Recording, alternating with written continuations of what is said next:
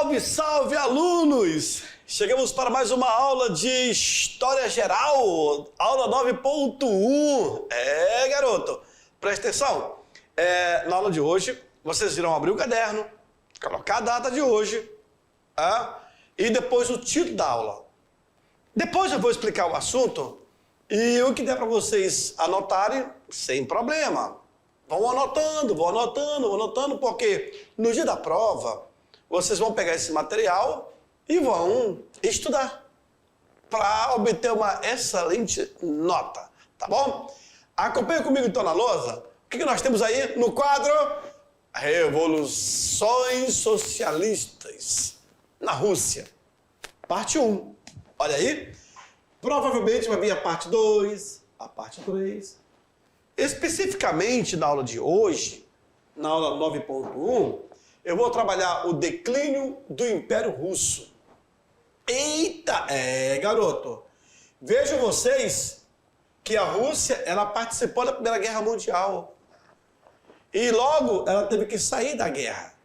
Porque a Revolução Russa se deu em 1917. E a guerra vai até 18. A Primeira Guerra Mundial é de 1914 a 1918. E o conflito da Rússia é de 1917. Fechou? Bom, a origem do Partido Socialista, também verão comigo. O fim do czarismo, a supremacia bolchevique. Certo? Revolução comunista. Aí a gente parte para esse momento aí, tá bom? Vejamos então, senhores. Como foi que se deu o declínio do Império Russo? Do lado esquerdo de vocês, eu tenho o Pedro I, considerado o Grande, e no lado direito, Catarina II, a Grande. Quando se coloca esse adjetivo aqui, é para justamente qualificar esse monarca, o que ele fez, o período que esteve no poder. Durante o século XVIII, desde Pedro até Catarina, os czares, eles tentaram modernizar a Rússia, estimulando aí o crescimento comercial e industrial. Professor, o que você está falando é uma qualificação para o capitalismo. Exatamente isso. De capitalista a socialista. Vejam, eles tentaram, desde o século XVIII. Por quê? Em 1750, a Inglaterra criava a primeira Revolução Industrial. E aí os russos, nessa tentativa de tentar acompanhar, mas não conseguiram. Tanto é que no ano de 1917, quando houve a Revolução Russa, a Rússia ainda era um país agrário, um país muito atrasado. Era necessário mexer em muitas estruturas. Durante o século XIX, esse império ele se configura como uma potência ultraconservadora, muito além da conta, desempenhando o papel de vanguarda da contra-revolução na Europa. Se a Europa passa por transformações políticas, econômicas, estrutural, social, cultural, étnica, etc., os russos se mantêm nesse papel de ultraconservador. Não vão mexer na sua estrutura. A Europa que avance, mas, por outro lado, esse avanço europeu vai surtir efeito. E os russos cada vez mais se distanciando de uma nação progressista. O governo de Nicolau I, preste bem atenção, esse aqui é o Nicolau I. Então eu tive Pedro I, Catarina II, Nicolau I. Sem contar que eu tive o Alexandre I, o Alexandre II, o Alexandre III. Veja aí. O governo de Nicolau I foi o que mais contribuiu para esse atraso russo.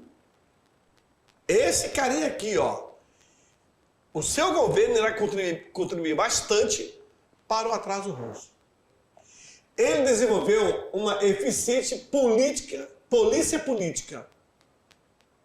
Ele vai praticar vários tipos de censura.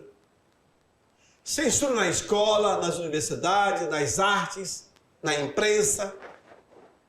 Ele vai mandar reprimir brutalmente qualquer tentativa de emancipação dos seus servos. Ele prendeu e condenou à morte todos que se opusessem ao grande líder, ao czar. A celebração do atraso acabou apenas devido à humilhante derrota na Guerra da Crimeia, em 1855. Mas esse camarada foi responsável por tudo isso. Agora, veja que a Rússia tinha um regime extremamente autoritário. Perceberam aí? Deixa eu avançar.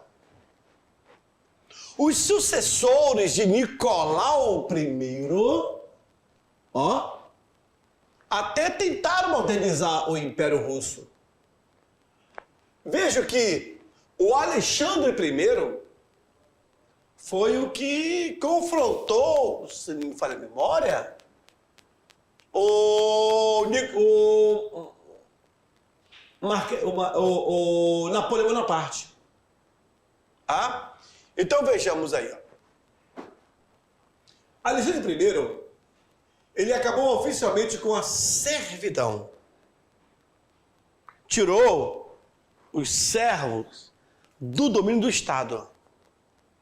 O Alexandre III, ele fez o possível para atrair capitais estrangeiros a fim de industrializar o país. Viu aí?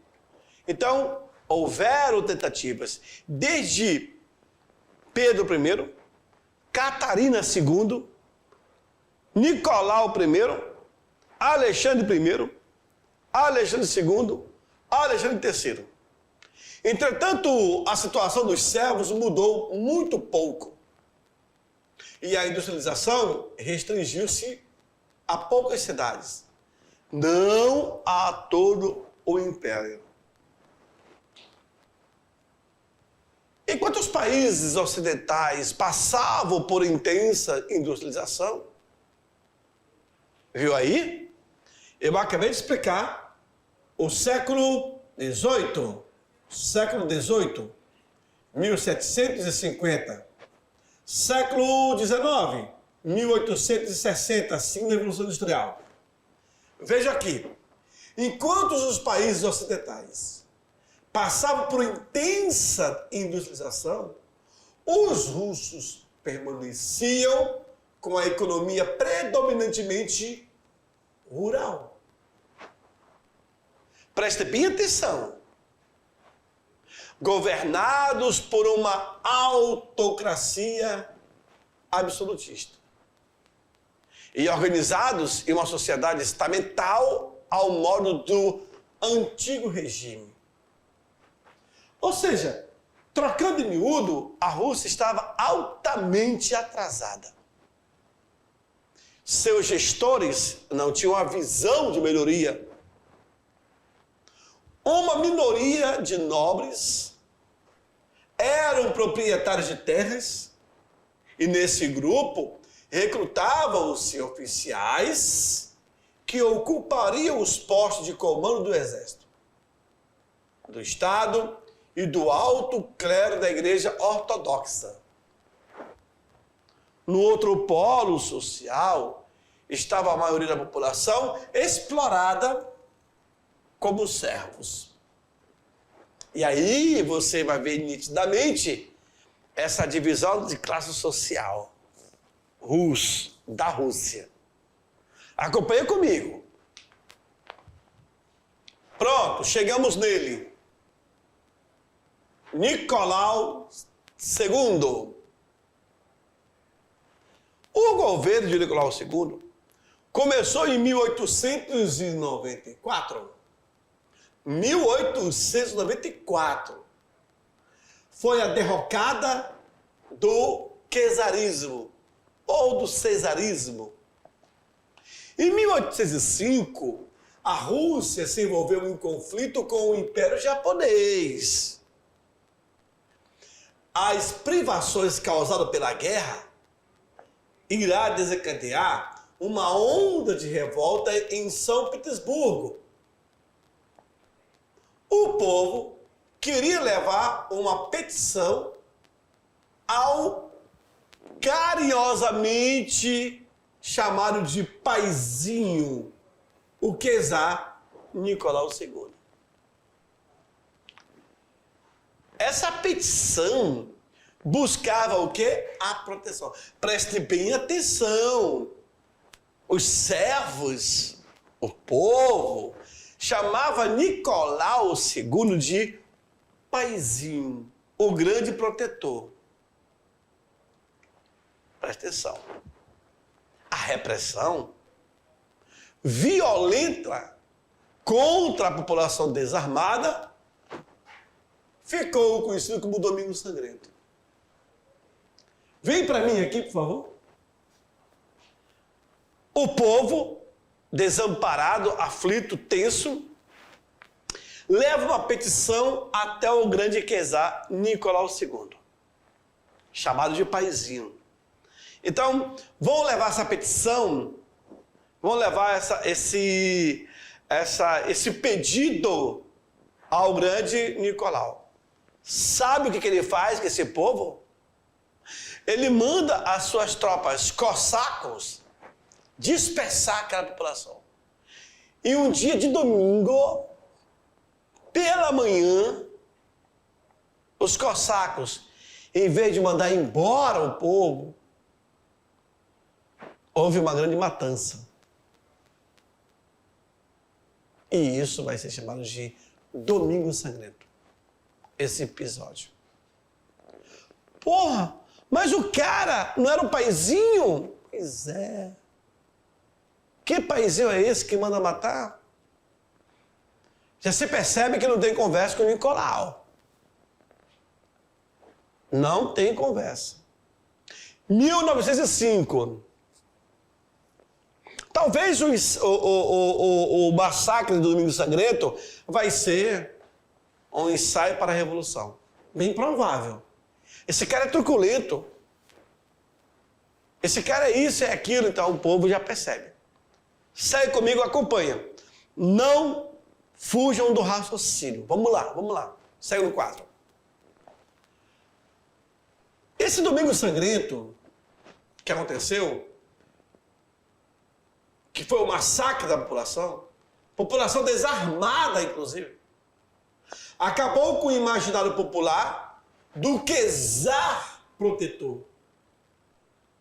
E vai desencadear uma onda ainda maior de greves e revoltas, em especial para a insurreição do encouraçado Potemkin, que é uma embarcação. Olha aí. Poxa, estava tudo paz e amor. Os caras só foram pedir proteção. Essa situação levou à derrota dos russos da guerra russo-japonesa e obrigou o czar a programar medidas liberalizantes, como a formação de uma Duma e a elaboração de uma Constituição. Tudo isso para conter a insatisfação popular. Cara, é o povão que arrasta o sistema em suas costas. É o povão. Hã? Veja aí. Olha a imagem do Domingo Sangrento.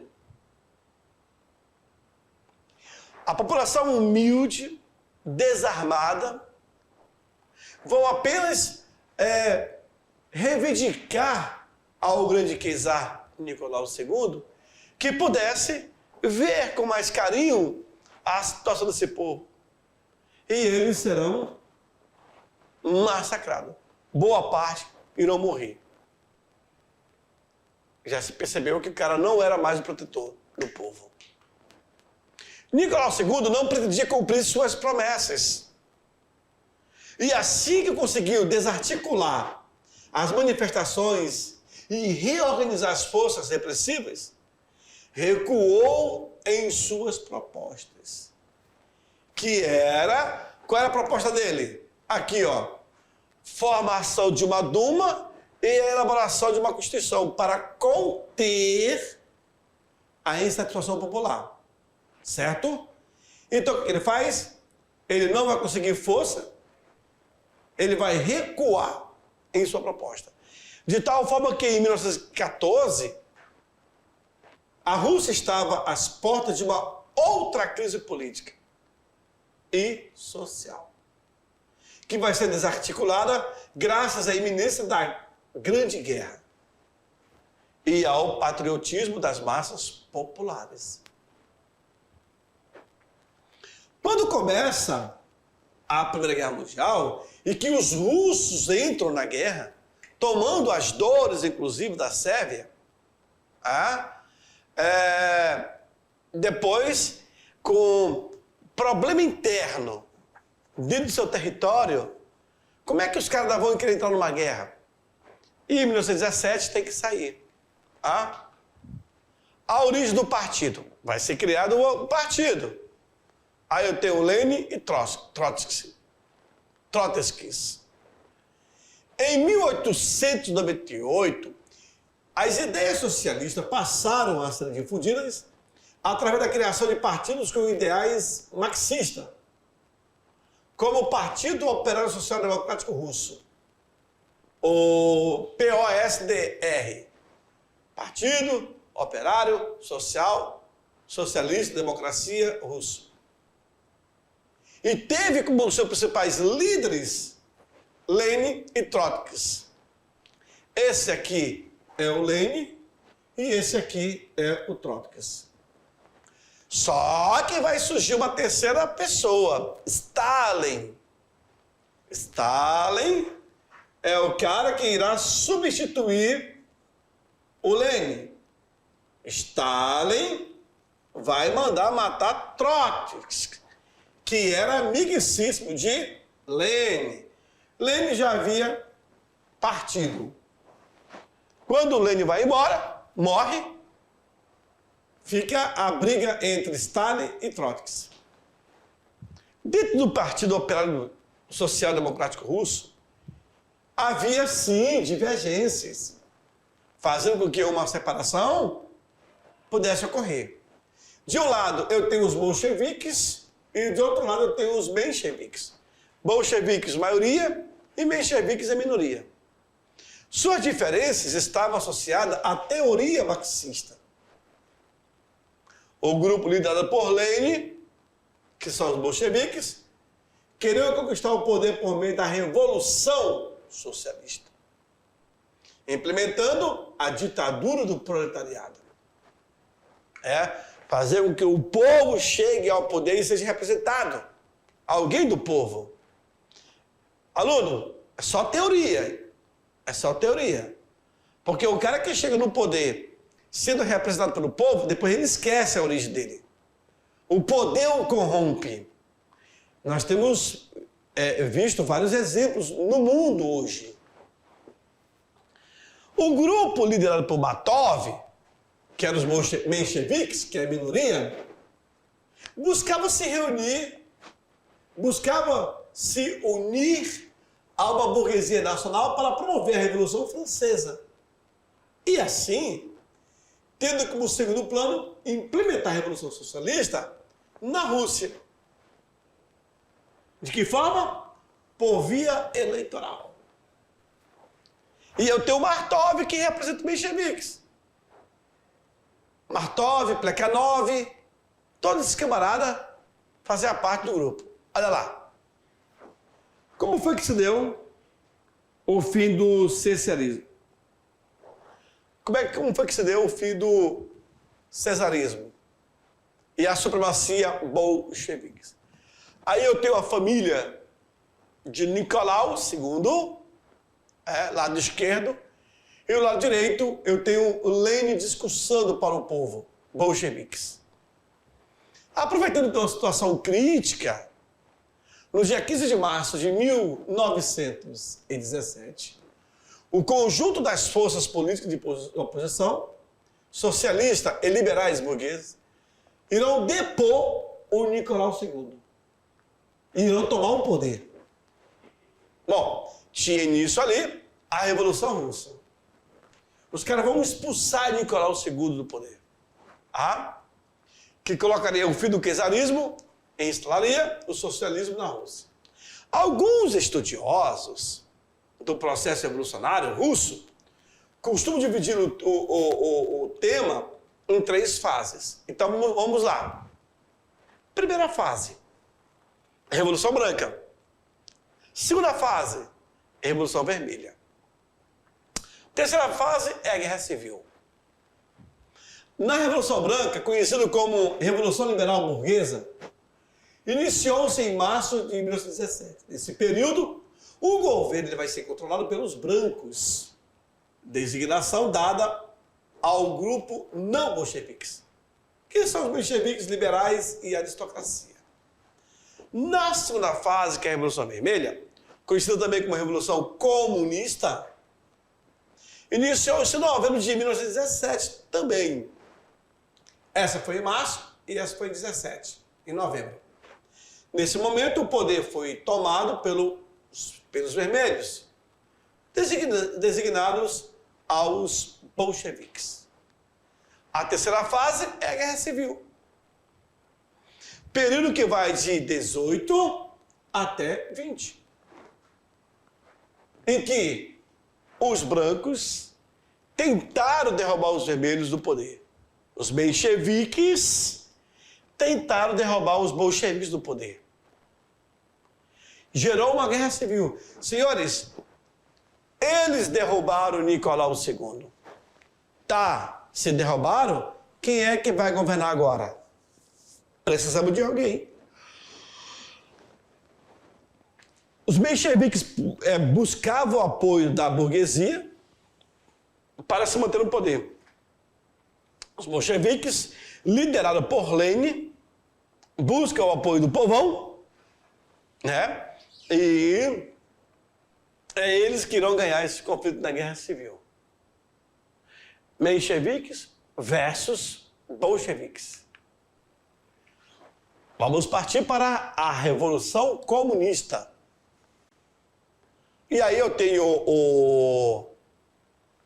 a foice e o martelo, que é o símbolo da bandeira russa. O homem do campo, o agricultor, o servo, com um grande número de militantes e com o apoio de parte das Forças Armadas, no dia 7 de novembro de 1917, 25 de outubro do calendário russo, os bolcheviques ocuparam lugares estratégicos da cidade de Petrogrado. Petrogrado era a sede do governo provisório, certo? E tomaram o poder. Os caras chegam até Petrogrado, conseguem se manter na cadeira. O líder do governo foi o Alexandre Kerensky. Na verdade, assim, olha só, o nome do o nome do Kerensky apareceu agora. Mas quando vem para mim que eu vou falar isso olhando nos teus olhos, aluno, vem para mim. Ó, interessante, quando houve a saída do Nicolau segundo do poder, o cargo ficou vazio. Eles expulsam o Nicolau, a cadeira fica vazia. Mas aí eles vão criar um governo provisório. E quem assume esse governo provisório é o Alexandre Kerensky. Só que quando os bolcheviques, eles montam uma estrutura para atacar esse governo provisório, o Alexandre Kerensky, bate o pé, ele foge para não ser morto. Então, o governo provisório, liderado por Alexandre Kerensky, cai. Quem assume agora são os bolcheviques. Quem lidera os bolcheviques? Lenin. Quem lidera os mencheviques? Martov. Segue comigo, vamos lá. O líder do governo provisório, que era o Alexandre Kerensky, ele conseguiu fugir. Mas outros membros do governo provisório foram presos. Ou seja, o povo estava insatisfeito. Os sovietes da Rússia reuniram-se então em um congresso e delegaram o poder governamental ao chamado Conselho dos Comissários do Povo, que era presidido por Lenin. Lenin, então, ele vai tomar as seguintes medidas. Um pedido de paz imediata. O governo da Rússia declarou unilateralmente sua retirada da Primeira Guerra Mundial. Em março de 1918, os membros do Conselho firmaram a paz com a Alemanha, por meio do Tratado de